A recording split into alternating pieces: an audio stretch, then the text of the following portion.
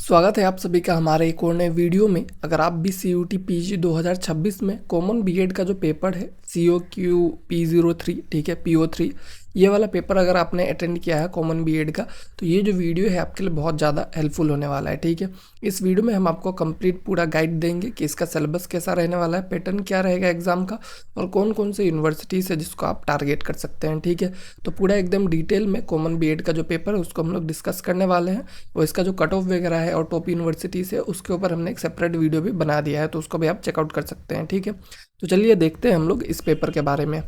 तो उसके बाद पहले हम लोग इस चीज़ को समझते हैं जो कॉमन बीएड का पेपर है वो है क्या। ठीक है, तो जो आपका कॉमन बीएड का पेपर है, जो आपका COQ P03 वाला कोड है, ठीक है, तो इसको हम लोग क्या बोलते हैं, this is the general BEd paper applicable for most central university. ठीक है, मतलब कि ये एक जनरल बीएड का पेपर है जो कि आपके जितने भी सेंट्रल यूनिवर्सिटीज़ है सब में ऑलमोस्ट ये एक्सेप्ट हो ही जाता है। ठीक है, जहाँ पे वो लोग बीएड ऑफर करते हैं, ये आपको उनके वेबसाइट पे मिल जाएगा, और कौन कौन से यूनिवर्सिटीज़ जो है उसको ऑफर करते हैं वो आप पता कर सकते हो उसमें। ठीक है, एलिजिबिलिटी की बात किया जाए तो ये कॉमन बीएड का सबसे अच्छी चीज़ क्या है कि कोई भी स्ट्रीम से बंदा जो है, कोई भी स्ट्रीम का आदमी है, इसे अप्लाई कर सकता है, इसमें जो है एडमिशन ले सकता है। वो भले वो आर्ट्स का हो, साइंस का हो, कॉमर्स का हो, या फिर भले वो बीटेक टेक बैकग्राउंड का ही क्यों ना हो, वो जो है कॉमन बीएड में एडमिशन ले सकता है। ठीक है, तो ये सबसे बड़ी चीज़ है, सबसे अच्छी चीज़ है कॉमन बीएड का।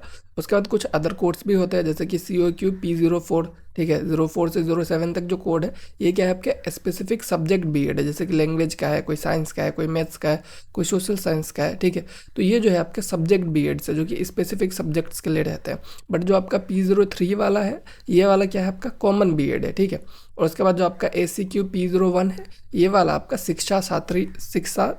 शास्त्री मतलब संस्कृत के ऊपर एक बीएड है ये। ठीक है, तो ये आपका अलग बीएड है।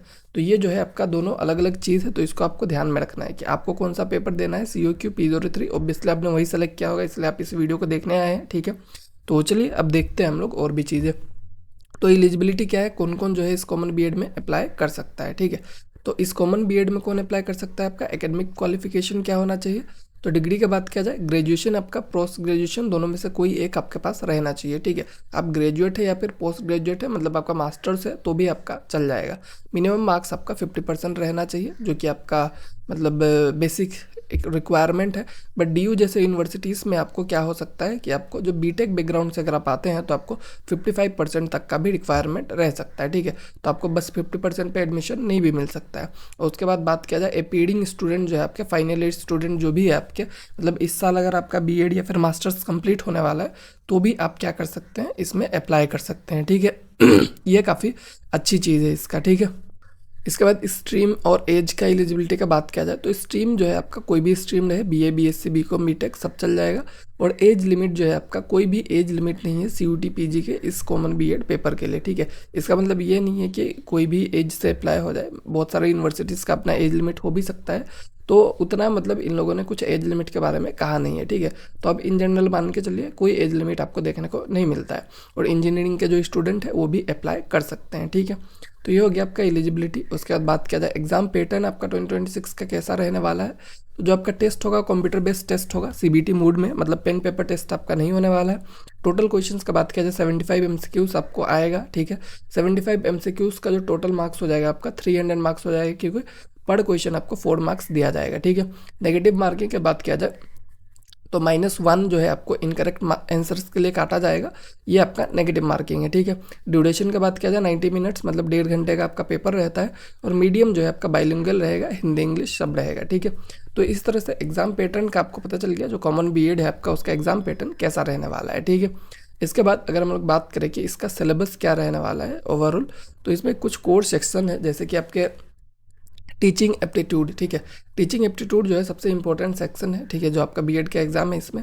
इसके बाद आपका GK GS जो है, school education, books, film award act, NEP 2020, इन सब के ऊपर आपको जो क्वेश्चन से पूछा जा सकता है। ठीक है, उसके बाद मैथ्स एंड साइंस का ऊपर है। ठीक है, basic mathematics, general science, environment, इन सब के ऊपर भी आपके क्वेश्चंस आ सकते हैं। सोशल और आर्ट्स का बात किया जाए, सोशल साइंस और आर्ट्स एंड कल्चर, इन सब से भी जो भी आपका नॉर्मल क्वेश्चंस रहता है वो सब आपका आ सकता है। ठीक है, तो ये आपका ओवरऑल मतलब एक बेसिक सा सिलेबस का स्ट्रक्चर है जो आपको कॉमन बीएड के पेपर में पूछा जा सकता है। टॉपिक वाइज क्वेश्चन डिस्ट्रीब्यूशन का बात किया जाए, टॉपिक वाइज आपके कितने क्वेश्चंस आ सकते हैं, तो जो आपका टीचिंग एप्टीट्यूड है उससे 22 क्वेश्चंस आएंगे, ठीक है।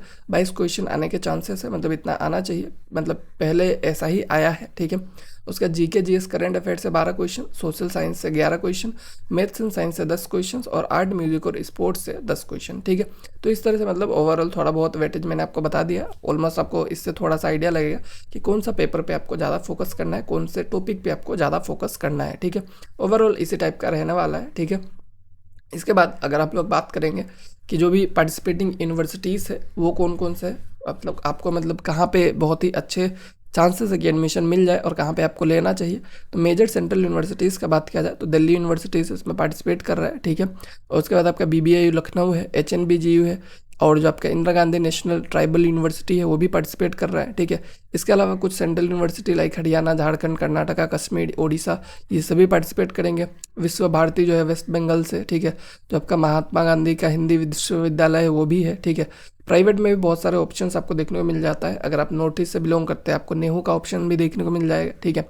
और ओवरऑल देखा जाए बहुत सारी यूनिवर्सिटीज़ है, और अगर आपको DU में चाहिए तो आप 200+ टारगेट कीजिए, और उसके बाद अगर आपको BBA में चाहिए तो अगर आप SC/ST कैटेगरी है तब तो आपको 150 से भी कम में भी एडमिशन मिल सकता है, क्योंकि यहाँ पे रिजर्वेशन होता है, ठीक है।